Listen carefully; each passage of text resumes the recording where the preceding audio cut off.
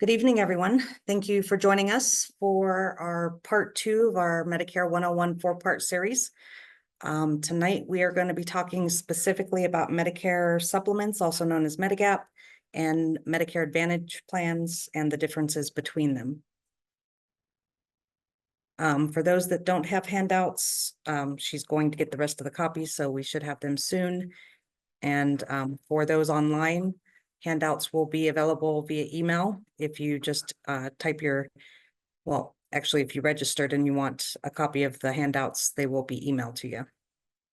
So we will go ahead and get started.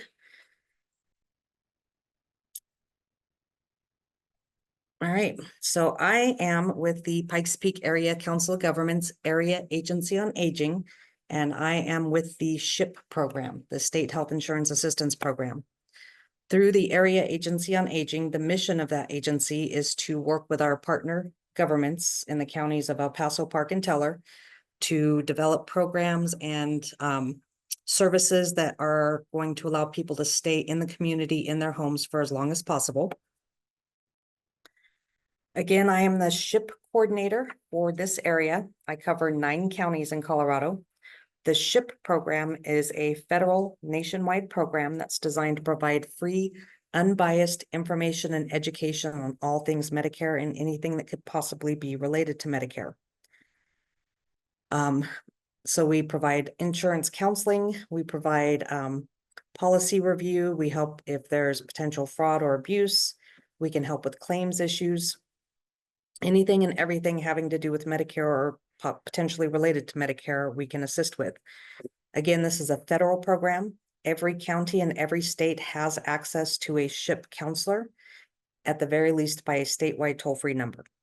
I've listed both our local Colorado Springs number as well as our statewide toll-free number. If you call the statewide toll-free number, it's going to ask you what county you're calling from and route you to the SHIP office closest to that area. Again, I cover 9 counties, but I'm not the only SHIP program in Colorado. So just a quick review of what we went over last week. Last week, we went over Medicare eligibility, coverage, and cost, and talked about Medicare Part A costs and what it covers, as well as Medicare Part B costs and coverage. Medicare A and B are considered your original Medicare benefits. So tonight we are going to talk about the 2 insurance options that are available to anybody and everybody who becomes eligible for Medicare. We're going to talk about Medicare supplements, also known as Medigap. The two terms are interchangeable. I tend to refer to Medicare supplements because I've been doing this a long time. Medigap is the newer terminology. And we're going to talk about how they are different from Medicare Advantage plans, which is also sometimes referred to as Medicare Part C. These options are available to anybody with Medicare A and B. They are regulated by Medicare, but there are limited opportunities to get this kind of coverage, enrollment periods that we are going to talk about. So we are going to talk about Medicare supplements or Medigap first. So both of these types of insurance, again, you have to be enrolled in Part A and Part B to enroll in either of these options. And these options are designed to either work with Medicare or become your Medicare. Medicare supplements or Medigaps are policies that are designed to coordinate with Medicare and pick up the balances left over after Medicare Part A or Part B pay their part first. So these are policies that are sold by private insurance companies.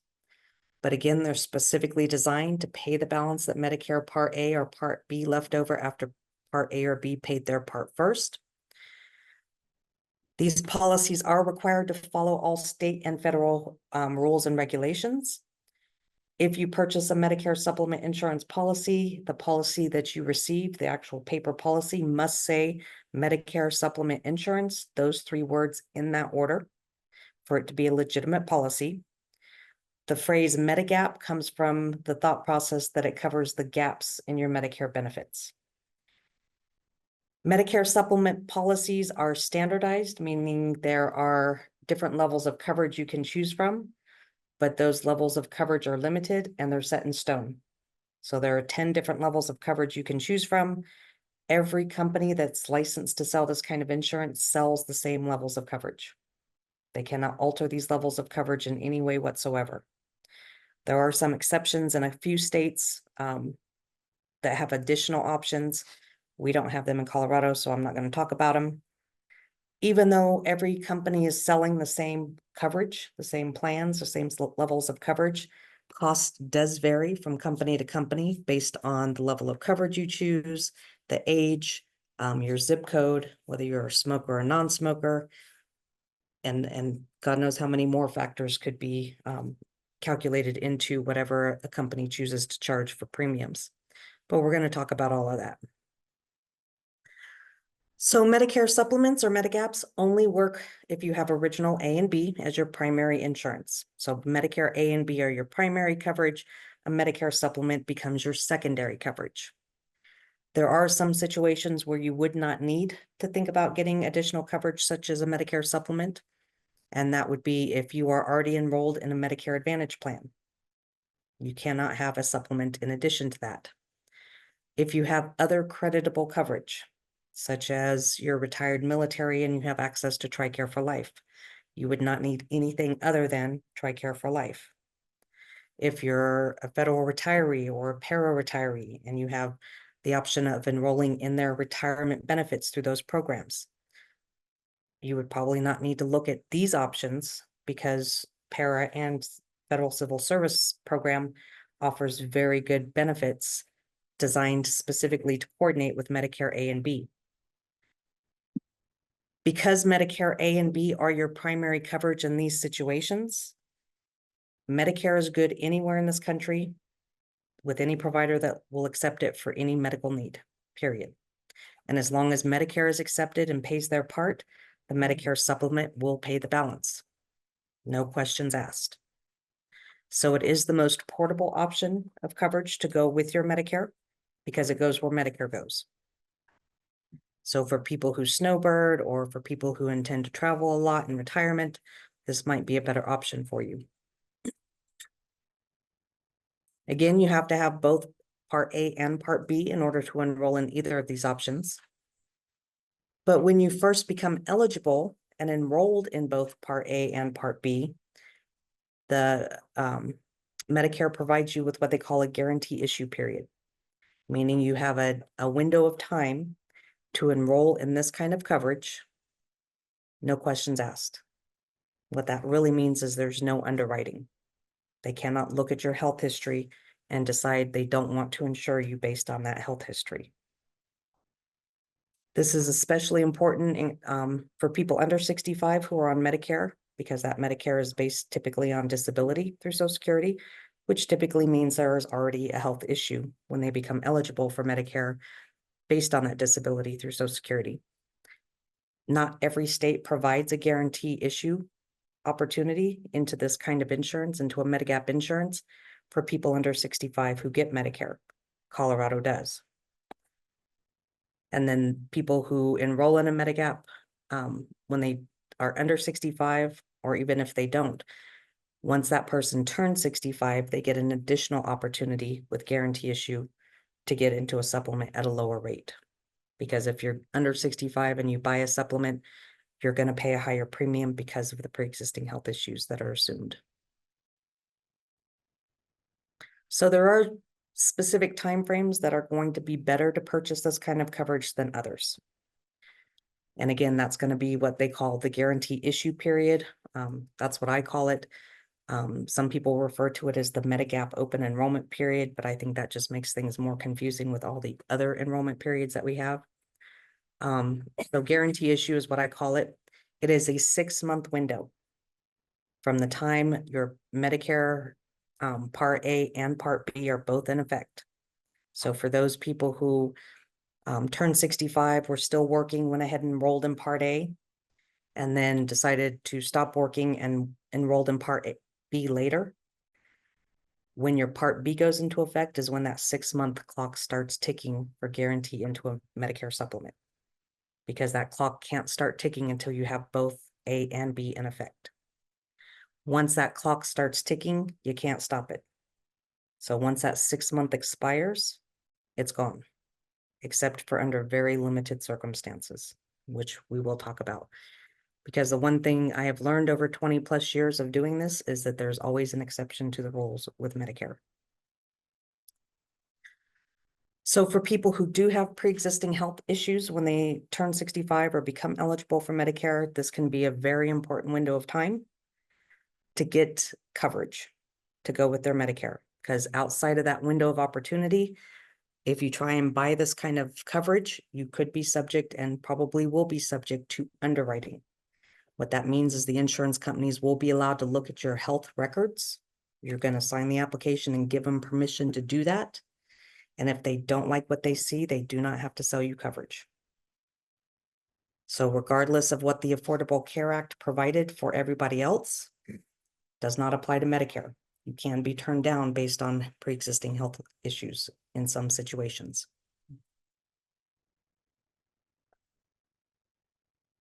But again, there's always exceptions to the rule. So there are some scenarios where you might get an additional opportunity to get into this kind of coverage with guarantee issue outside of this initial 6-month window. For example, if you turned 65, you enrolled in Medicare A and B, and you had retirement coverage through an employer that coordinated with Medicare, and you had that coverage through the employer for a couple of years, and then suddenly the employer decides to drop that coverage for their retirees. That would be considered involuntary loss of your coverage that was coordinating with Medicare. And in that situation, Medicare would provide you another guarantee issue window because you lost your coverage through no fault of your own. So any scenario where you involuntarily lose your coverage will provide you an opportunity of guarantee issue into this kind of coverage. That includes retirement benefits. It includes active employment, health insurance. It includes COBRA. Another opportunity where you might be able to get guarantee issue into a Medicare supplement is through what they call a Medicare Advantage test drive or trial rate, which we will discuss in detail when we get to the next section of Advantage plans. That kind of extends your initial 6-month window. But we're not going to talk about that in depth here. We'll talk about it in depth at the next section. There are some things that are not covered by a Medigap or Medicare supplement, and those are going to be basically the same things that are not covered by Medicare. Because again, this kind of insurance is designed to pay any balance that Medicare left over after Medicare pays first. If Medicare does not pay for something, this kind of insurance will not pay for it either. Even if it's a service Medicare pays for, but Medicare denies that service for you, the supplement will not pay that cost either. So if Medicare doesn't pay first, the supplement pays nothing. It's only designed to pick up after Medicare pays first. So things like long-term care, dental and vision, hearing aids, or the fitting of, private duty nursing, and then of course outpatient drugs, because that's covered under Medicare Part D benefit. Again, if it's not a Medicare benefit or if it's not paid for by Medicare, it's not going to be covered by your Medicare supplement. So hopefully Yvette comes back with the rest of the handouts for all of those, all of you that don't have handouts right now. I apologize. There she is. That will include this handout. This chart right here is going to be the detail that explains the different levels of coverage that you can choose to purchase as a Medicare supplement insurance. Again, there are 10 different levels of coverage you can choose from. These levels of coverage are titled or labeled as plans, not to be confused with Medicare parts. These are supplement plans. They're labeled A through N like the alphabet. They used to be labeled A through J like the alphabet in order, but in 2010, they removed a few plans, and instead of just renaming the plans that replaced them, they just kept going up the alphabet. So there are some letters that are being skipped here. But in this handout, it's going to tell you what benefits are paid after Medicare pays first under each plan letter designation. So for example, under Plan A, Medicare supplement, it only covers what they consider basic benefits, which is the 20% Medicare Part B leaves over for outpatient services. So again, Medicare Part B pays at an 80-20 split after you pay your initial $240 deductible for outpatient services. Supplement Plan A pays just that 20%, nothing else. Supplement Plan B pays that 20% for Part B services, and it will also pay your Part A hospital deductible every time you're admitted to the hospital. Again, $1,632 per admission this year. Two of the plans, Plan C and Plan F, are grayed out because these plans are no longer available for most people to purchase. If you became Medicare eligible or turned 65 after January 1st of 2020, Plan C and F are no longer an option for purchase. If you became eligible for Medicare prior to 2020, then you would still have the option of purchasing your C or F, but it may not be in your best interest because of the cost, since they're no longer available. So we'll go to Plan D. Plan D covers the basic benefits, 20% after Part B pays their part first, covers the hospital deductible every time you're admitted, also covers skilled nursing facility coinsurance. If you remember from last week, if you have a 3-day or longer inpatient hospital stay and then you're admitted to a skilled facility for rehab or recovery after that hospital stay, Medicare pays 100% for the first 20 days of that rehab stay. And then starting at day 21, Medicare will continue to pay everything except for a daily coinsurance through day 100. That daily coinsurance, $204 a day this year. Plan D and higher will pay that $204 per day in that situation, in a skilled facility stay situation. Plan D also covers at the very bottom, foreign travel emergency. Medicare does not travel outside of the boundaries or borders of the United States of America and or our territories. So once you cross the border, typically your benefits stop at the border. If for some reason you are traveling abroad, honestly, I encourage you to buy travel insurance first and foremost. But if you do happen to have a medical emergency while you're outside of the country, you basically got to pay for that emergency while you're having it. But when you get back home, you can submit your receipts for that emergency to Medicare first, so that Medicare can deny those claims because they're not going to pay for them. You are out of the country, but your supplement needs those denials from Medicare. Once Medicare denials are received, then you can submit the receipts and those denials to your supplement. The supplement will reimburse you 80% of the cost of that emergency after a $250 deductible. So it's not insurance, but it could potentially be reimbursement in a foreign travel medical emergency situation. Again, I still probably would encourage you to look at buying travel insurance anytime you go abroad, just so you don't have to worry about reimbursement. But regardless of whether you do buy insurance, you should still be able to get reimbursed by your supplement if it includes that benefit. We'll jump over to Plan G. Plan G is considered the most comprehensive level of coverage you can purchase as a Medicare supplement plan because it covers the most. It covers the basic benefits, it covers your hospital deductible, covers your skilled nursing, covers the foreign travel emergency reimbursement. But it also includes what's called Part B excess benefit coverage. The best way to explain Part B excess is when Medicare is your primary insurance, there are two different ways doctors can accept Medicare. A doctor can either accept Medicare on an assigned basis or a non-assigned basis. When a doctor accepts Medicare on an assigned basis, that doctor is going to see you for whatever service. They're going to bill Medicare directly. Medicare is going to pay them directly. Medicare is going to bill your supplement directly for you. The supplement's going to pay the doctor directly. You should have to pay nothing at the time of service. Insurance takes care of everything. When a doctor does not accept assignment, that doctor is actually going to ask you to pay the whole bill up front, plus 15%. So when you go to the doctor, they're going to ask you to pay the whole bill plus 15%. So say it's a $100 office visit. They're going to ask you to pay $115 up front. They're still going to bill Medicare. By federal law, they're required to bill Medicare for you. But when Medicare gets that claim, they're going to see that doctor was unassigned. They're going to assume you've already paid the doctor. They're going to reimburse you directly, 80% of whatever that claim was. They're going to send it to your supplement. The supplement's going to reimburse you the other 20%. If your supplement has that Part B excess benefit, you'll also get reimbursed the extra 15% you paid up front. So you get all your money back.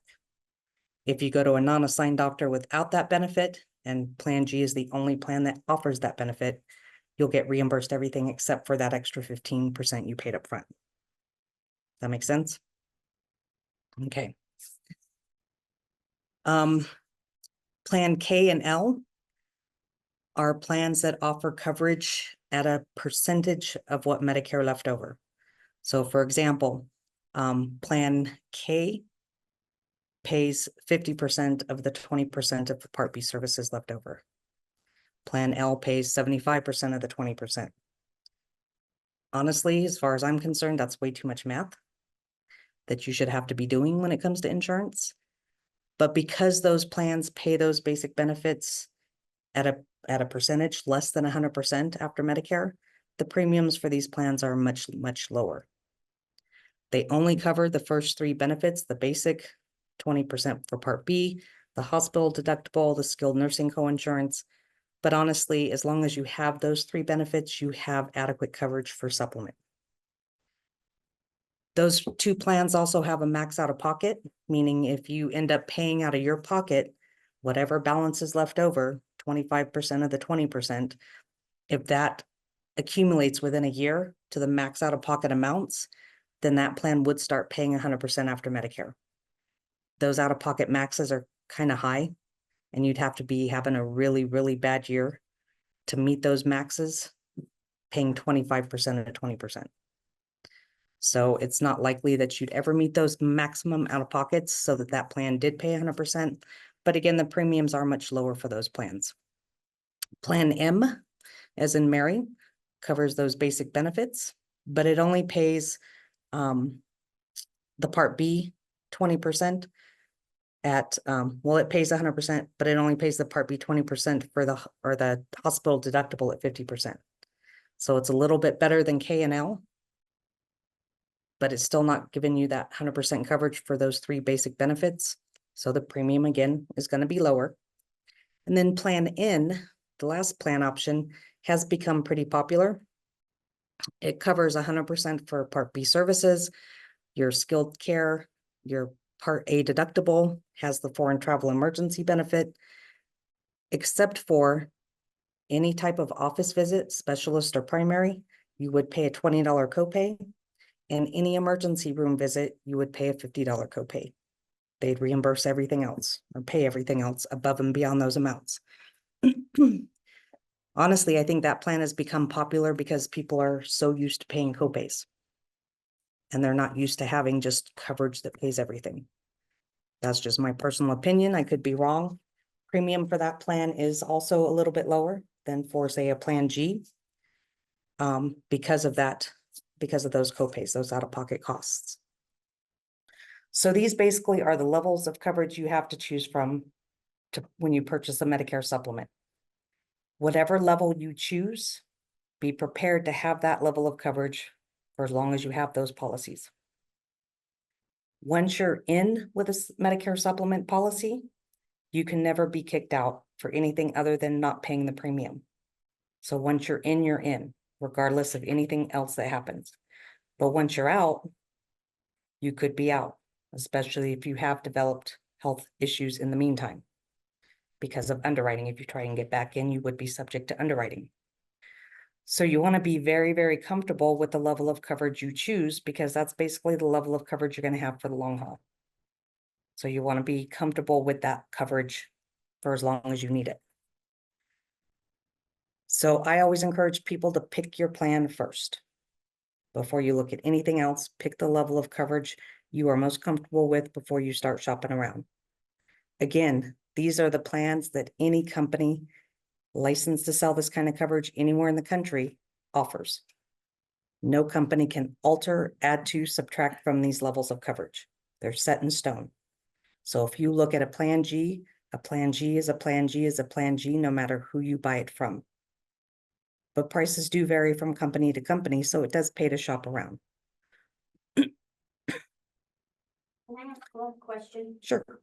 which one would you pick? So the question was for those online, which one would I pick? Unfortunately, even if I had an opinion, I couldn't give it to you.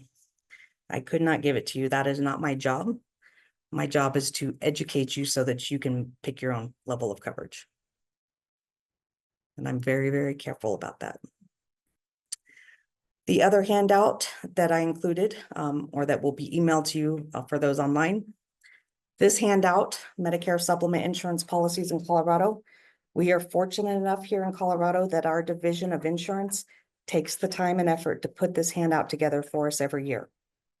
Even though it says September of 2023, it is the most current document.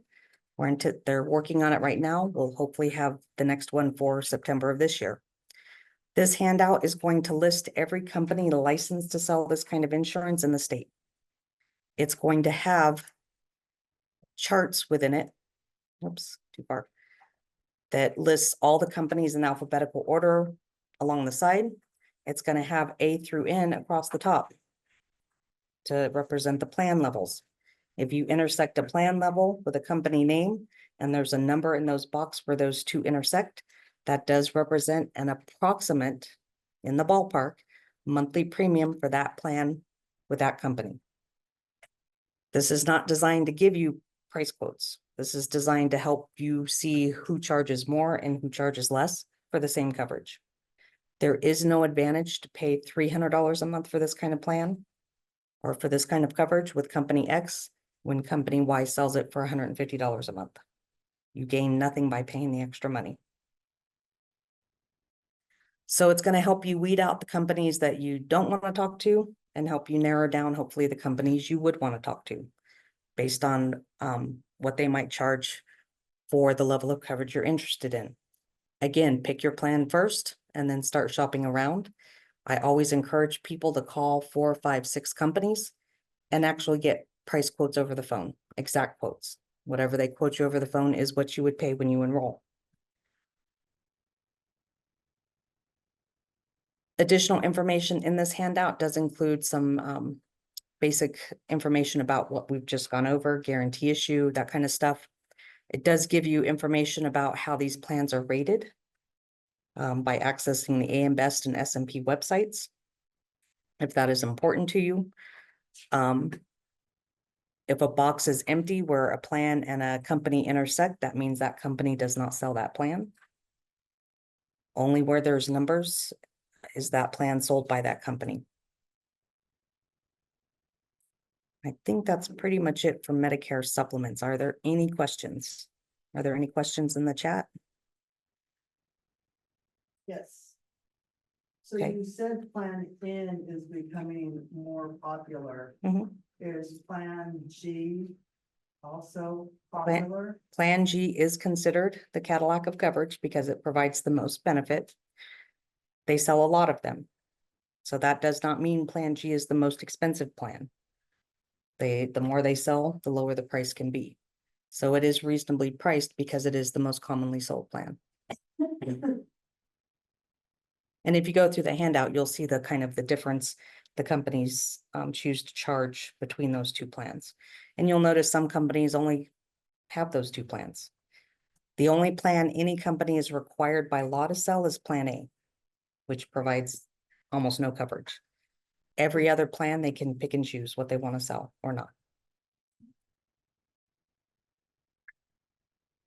Any other questions? Any questions from the online viewers? If you have a question, you can unmute or you can type your question into chat.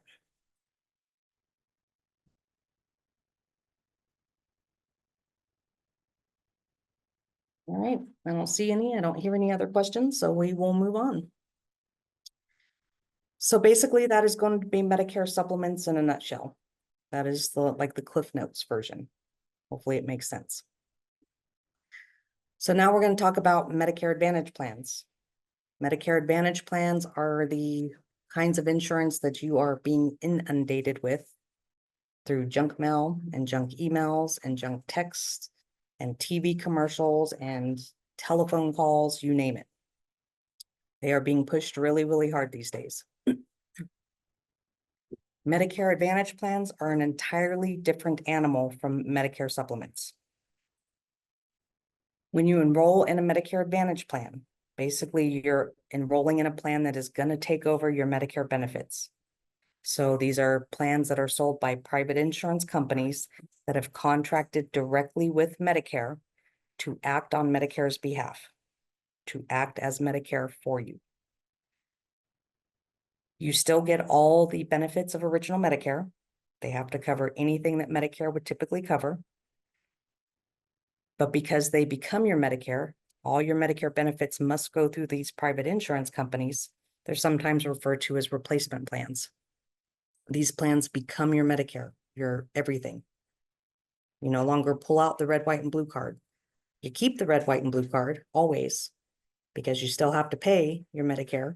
You still have original Medicare, but now it's in the background because original Medicare is paying this, this insurance company, this Advantage plan, to do everything for them.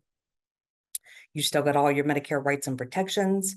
All your services would be covered, but they're called Advantage plans for a reason, and that's because they do tend to include things that Medicare does not cover. They also tend to include Part D drug coverage as part of the package. When you do original Medicare and a Medicare supplement, you have to buy Part D separately in addition to Medicare and your supplement.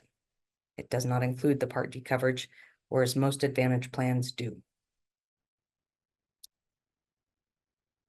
There are some additional eligibility criteria to enroll in an Advantage plan, and that includes you can only enroll in an Advantage plan that's available for purchase in your service area.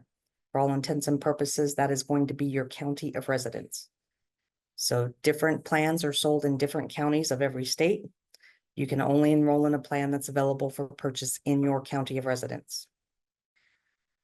Again, you must be enrolled in both A and B of Medicare, and you can enroll in these plans during certain enrollment periods, which we're going to talk about in detail. So when can you enroll in these plans? Well, there are a lot of enrollment periods, and they can get confusing. So you have your initial enrollment period, which is the same enrollment period you get for when you initially enroll in Medicare A and B.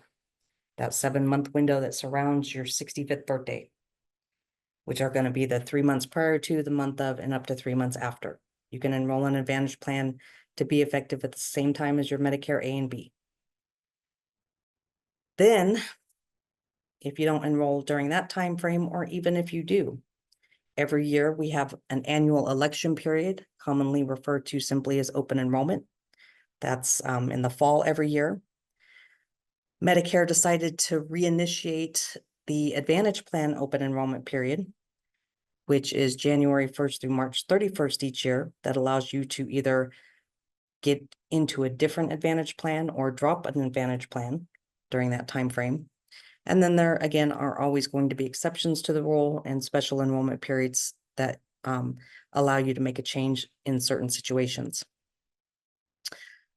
So the annual election period, again, commonly referred to as open enrollment, October 15th through January 7th every year. Applies to anybody and everybody who is enrolled or needs to enroll in either a Medicare Advantage plan or Medicare standalone Part D plan for drug coverage. I'm sorry, Miss. Yes. Could I go back to these Medigap plans or supplemental plans? So if I were to choose plan N, can I change it to plan G year later? Okay, so that's a good question. So the question is if you enroll in a plan N and then want to enroll in a plan G later or the next year, there is no annual enrollment period for Medicare supplements. So once you pick one, that's it for the. Once you're in, you're in. Once you're out, you could be out. There is no annual opportunity to make a change. That's why you want to be very comfortable with the plan that you choose and the company you choose. Yeah. So Part D plans and Advantage plans, all kinds of enrollment periods every year.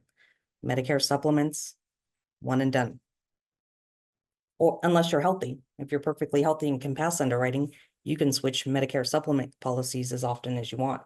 There's no time limit or time frame specific to when you can enroll in a Medicare supplement. any time of the year for any reason, if you can pass underwriting. That 6 months of guarantee issue that you get when you first get Medicare is more applicable to people who have pre-existing health issues. But if you're healthy, anytime you want, you can apply to enroll for a Medicare supplement. But Advantage plans, Part D plans, you're limited to these timeframes.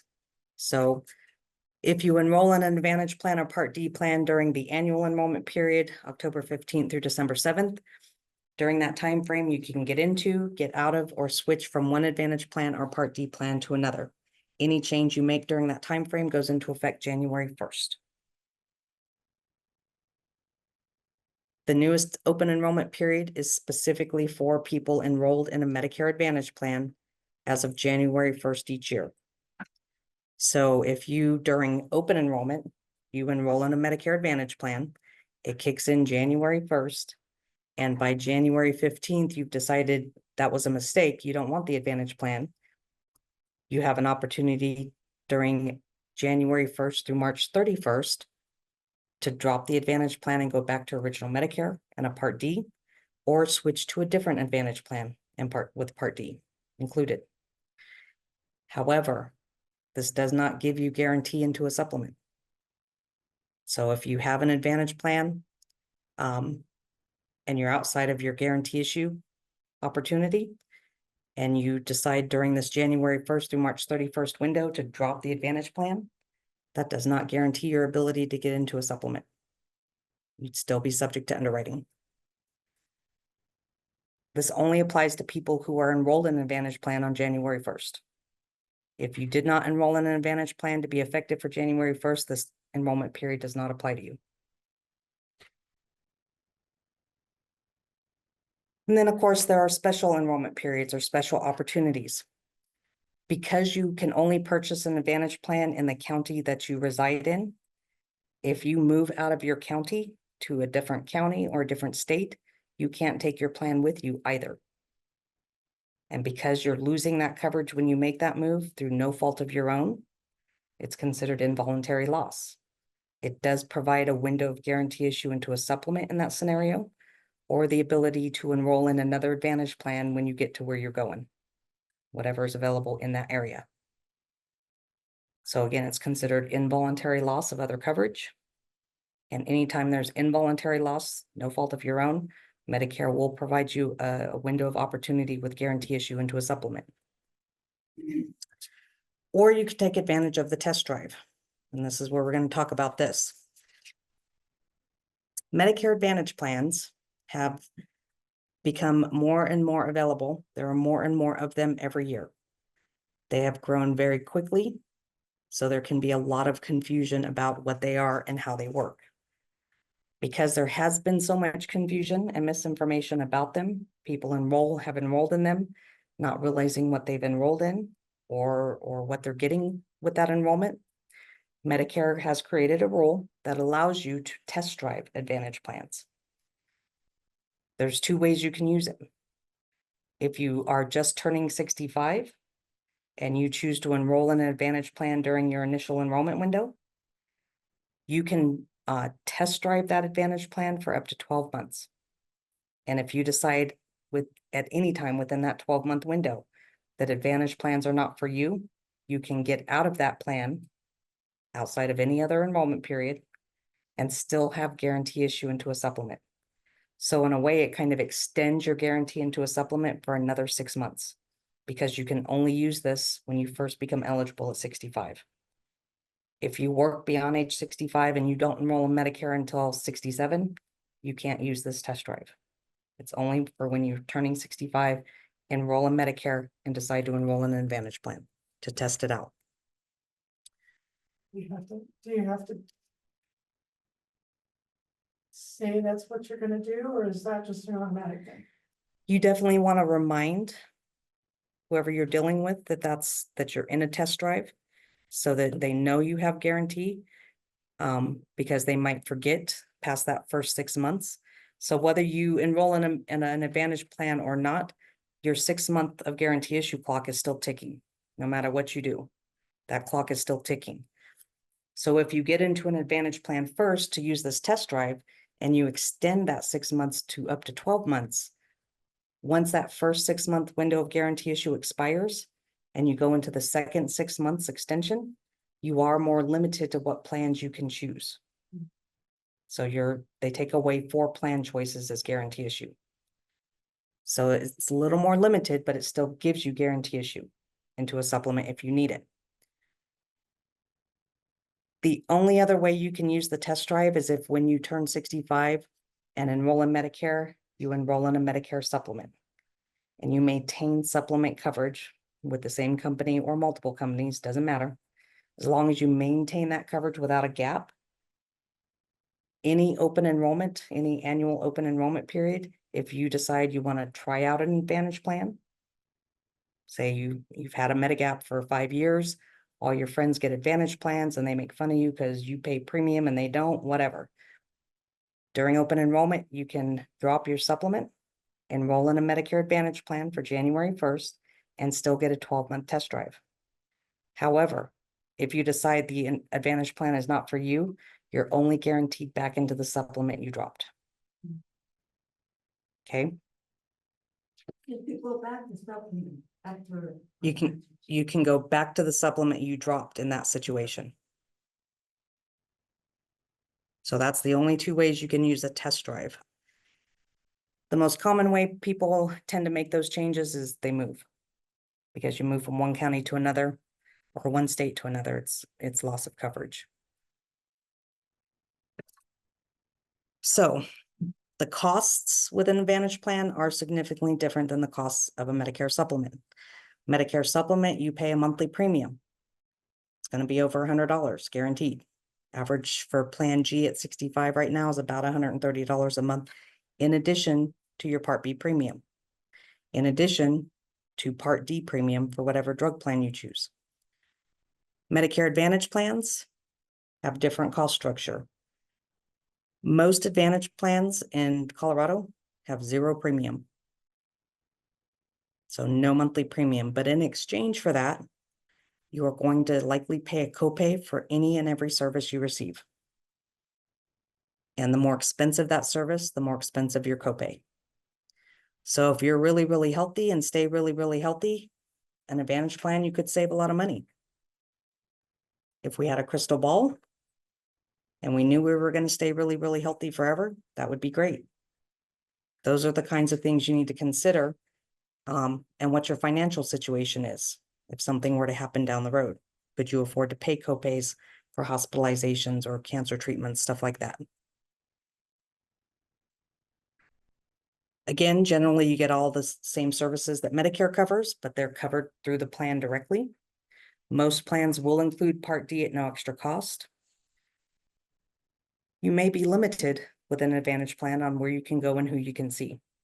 Advantage plans contract with providers and facilities, and typically you could be limited to those providers or facilities.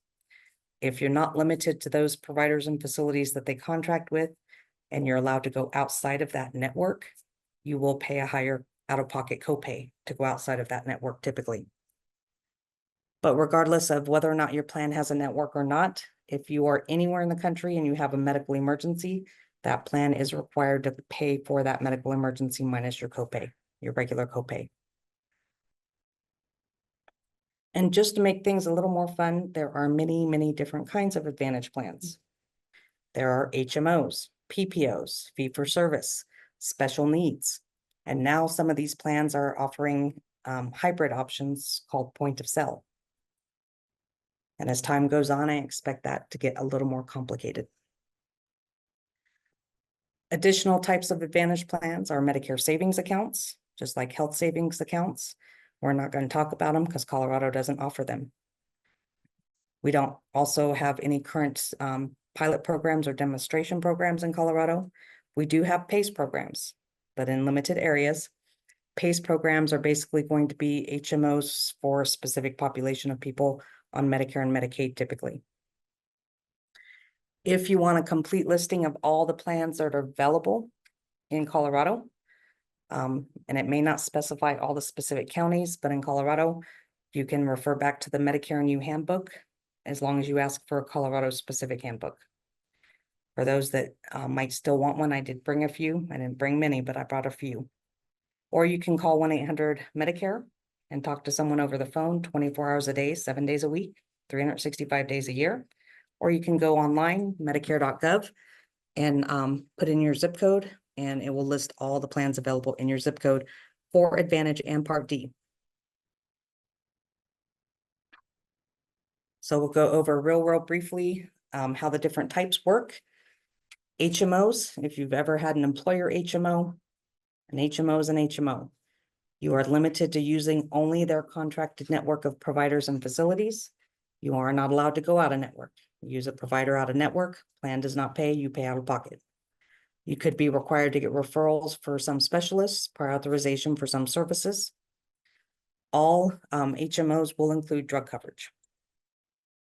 PPOs, preferred provider organizations, they are going to have a network of providers they would prefer you use. And if you use that network of providers, you will pay lower copays. But they're not going to limit you to that network. You would be allowed to go out of network if you can find a provider who is going to agree to accept that plan and whatever that plan decides to pay them plus your copay. And again, your copay will probably be higher out of network. Providers are not required to see you out of network with this kind of coverage. But if they agree, you can go to any provider who agrees to do that. PPOs may or may not include drug coverage. If you get a PPO without drug coverage, you should have a reason to not need drug coverage through Medicare, such as you have VA pharmacy benefits or something, because you wouldn't be allowed to pick up a separate Part D to go with that. Fee-for-service plans were initially designed to have no network. They were designed to give you the freedom to go wherever you wanted. Unfortunately, that did not work out because they were being sold in areas where no provider would accept them. So people were enrolling in fee-for-service plans and couldn't go anywhere in their service area or their county.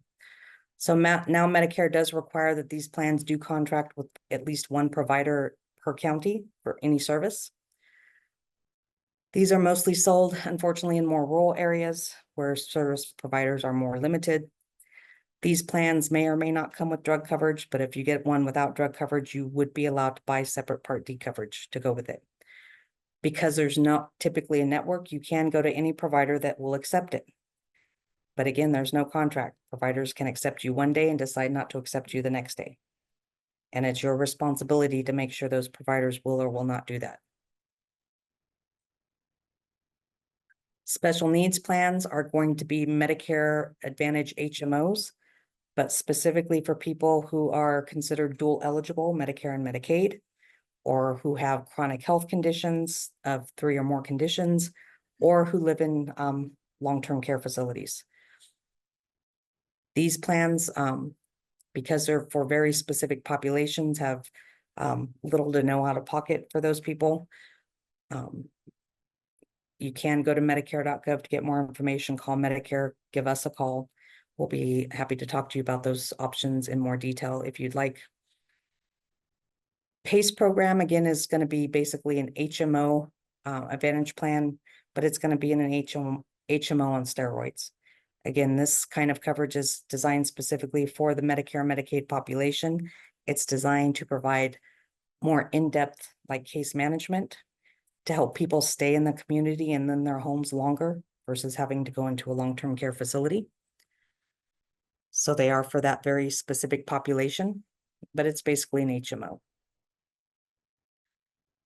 Again, you have all the same rights and protections as original Medicare with these plans, but you have additional rights. You have right to access healthcare providers. These plans are responsible for making sure that they have a provider in every service area that they are available for any service you ever need. You have a right to know how their providers get paid. Fair, efficient, and timely appeal processes when you disagree with something, expedited appeal processes in some situations. You have a right to get any information about the plan or its coverage in easy to understand language. And of course, you have the right to have your information kept private.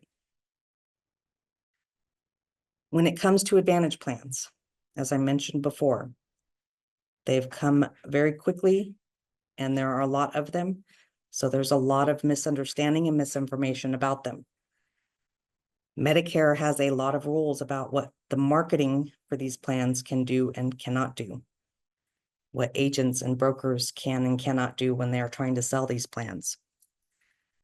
Basically, these plans, no one can try and market these plans in common areas, doctor's offices, parking lots, anything like that.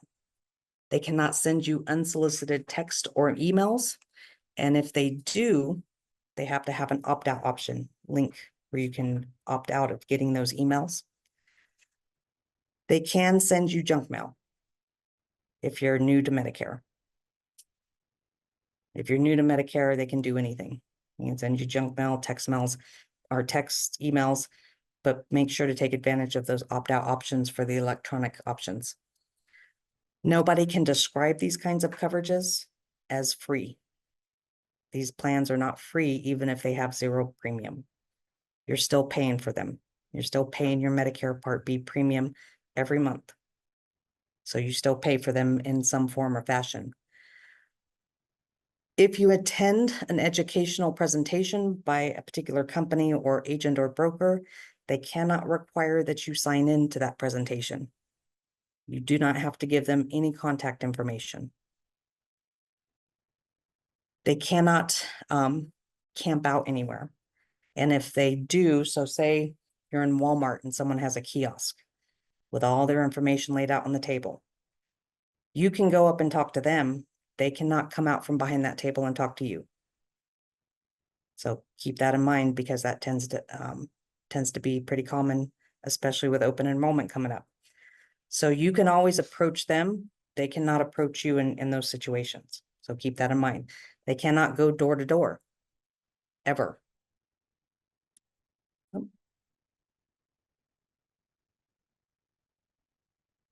They cannot say they're from Medicare. They cannot misrepresent. They have in the past, up until like this month or September, I think it goes into effect. They have in the past been able to hold an educational presentation. So they invite you to an educational presentation.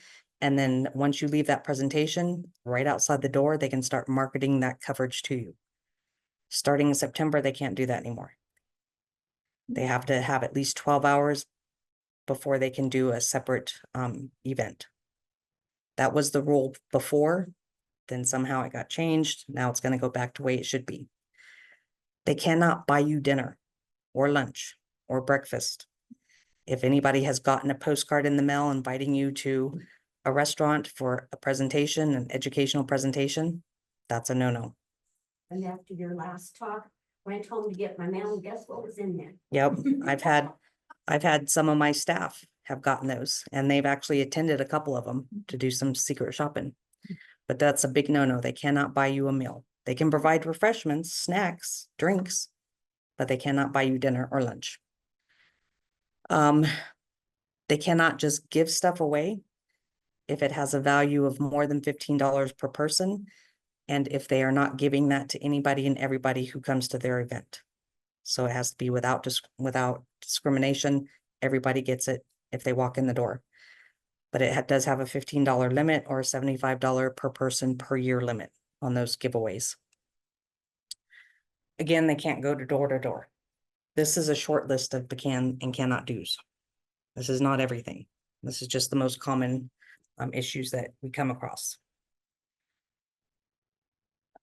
When you talk to an agent or a broker, they are required to provide you with a scope of appointment, meaning you either sign a piece of paper or you agree to over the phone that is being recorded, that you want this appointment with an agent or broker and what exactly they're going to talk about. If you have an appointment with a broker or an agent to talk about an Advantage plan, that's all they can talk about. They cannot also come and try and sell you life insurance at the end of that Advantage plan appointment. One topic at a time. If you do want to talk to them about additional insurance products, they have to have you sign another scope of appointment and schedule another appointment. They cannot talk about two different products at the same appointment. They're all supposed to comply with the do not call registry. I know how well that works for me, so take that as you will. They always have to obtain your permission to contact you. Now, if you enroll in a company's product, even if you disenroll down the road, because you were a customer at some point in time, from that point forward, that plan or that company is allowed to contact you for whatever reason in the future, because now you're in their system. But if you've never had any contact with any company, they're not allowed to cold call you or knock on your door or anything like that, except for if you're just becoming eligible and you're on that list. So again, the do's and don'ts can be kind of convoluted. There are a lot of them. Keep in mind, all these rules are in place because they've happened. So just be aware. And then ask yourself some questions. If Advantage plans are something you're considering enrolling in, you want to make sure first and foremost, if you take medications, does that plan cover your medications specifically? Each and every Advantage plan and each and every standalone Part D plan will have a different list of drugs they will cover. You want to make sure your specific drugs are covered by any plan you enroll in. If you have providers that you don't want to lose, you want to make sure those providers participate with whatever plan you're looking at before you enroll. Otherwise, if they don't, you go ahead and enroll. You may not be able to go to those providers anymore. Hospital networks used to be a thing here, because we have 2 primary hospital networks, but those have gone a little crazy lately. Most hospital networks take most plans.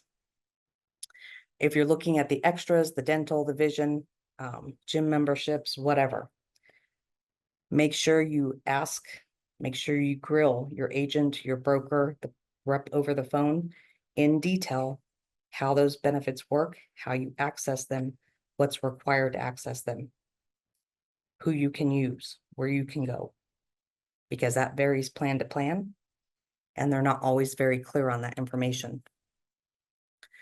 Handout that I've included in your packet today is a handout that explains a little bit more in detail the differences between the different plans and gives you kind of a pros and cons synopsis. I have taken it upon myself to put together a list of all the Advantage plans available in my counties. I only brought El Paso County today, but it lists all the Advantage plans side by side. So you can see the copays, the premiums, the coverages side by side. And that handout is available at the front desk here. I don't know if I have enough, if everybody wants one, but I can always email that to you as well. But again, I did this for every county that I have. I have 9 counties in Colorado, and I will be doing that again come this next open enrollment. So that is available for anybody who is interested. Is the table in this, printout here?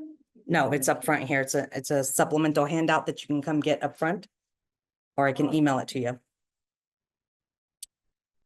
I know last week we touched briefly on financial assistance programs for people with Medicare. I'm running out of time, so I'm not going to cover them tonight, but we can talk about them again in the future. That's pretty much it. Are there any other questions? Go ahead, and then I'll take the ones online.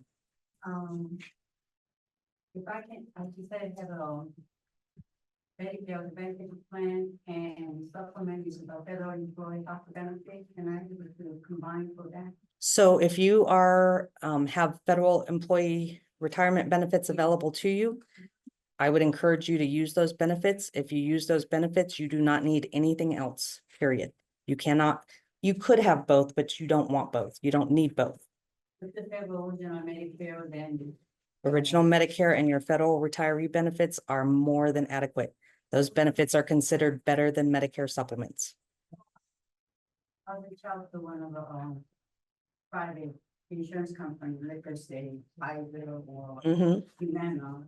They kind of recommend me to go with the Advantage plan. I'm sure they did. They don't, we don't have that for supplement at all. Correct. Kaiser is HMO only, whether it's Medicare HMO or a private HMO. Kaiser, through the Federal Retiree Benefits Plan, does have a program specifically for Medicare beneficiaries. She mentioned that one. She Yeah. Just showed me that, oh. I would strongly encourage you to look at your federal benefits first and all those options before I would look at anything else. You worked hard, you earned those benefits, you want to take advantage of them, and they're very good benefits. So.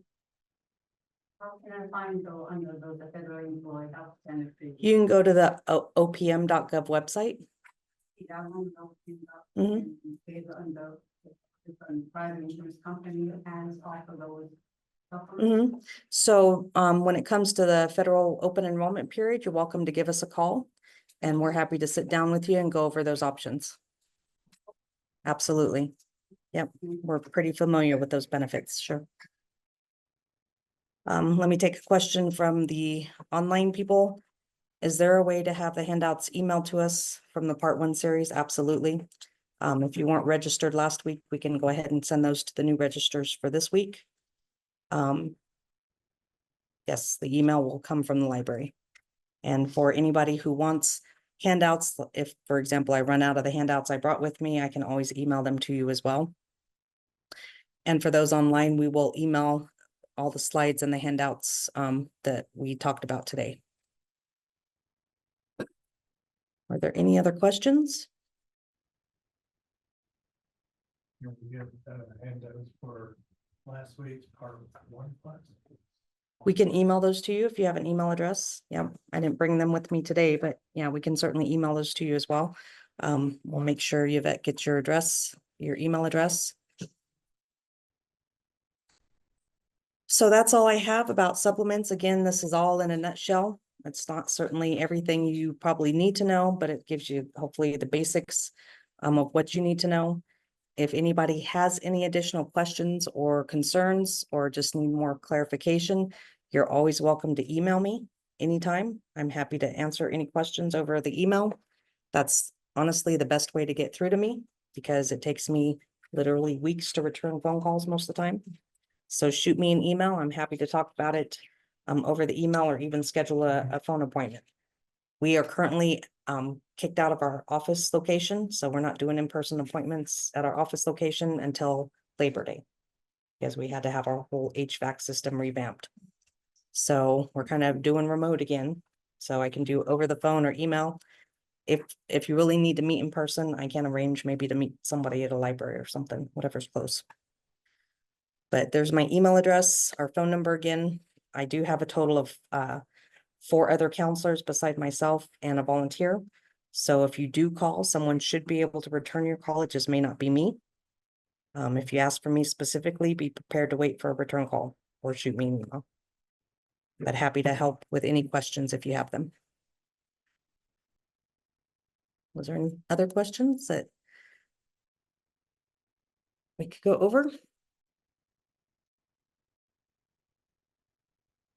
All right, well, I appreciate you guys coming in tonight. Hopefully I will see you all next week for our Part D segment, or we just go over Medicare Part D drug coverage. How it works, how to get it, all that kind of fun stuff.